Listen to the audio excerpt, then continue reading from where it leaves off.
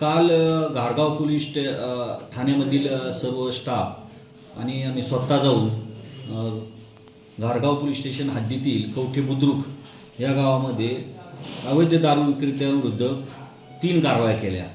यामध्ये जवळजवळ 12,000 रुपयाचा मुद्देमाल जप्त करण्यात आलेला आहे आणि यापुढेही अशाच कारवाया घारगाव पोलीस स्टेशनकडून चालू राहतील। तरी सर्व नागरिकांना माझी विनंती आहे की ज्या ज्या ठिकाणी काही असे अवैध धंदे चालू असतील त्या ठिकाणच्या आम्हाला माहिती द्यावी। त्या सर्वांची नावे गोपनीय ठेवण्यात येतील। तरी कृपया सर्वांनी आम्हाला चांगल्या कारवायांमध्ये सर्व नागरिकांनी आम्हाला मदत करावी। तसेच आत्तापर्यंत घारगाव पोलीस स्टेशन हद्दीमधील जवळजवळ 27 दारू विक्रेत्यांविरुद्ध आम्ही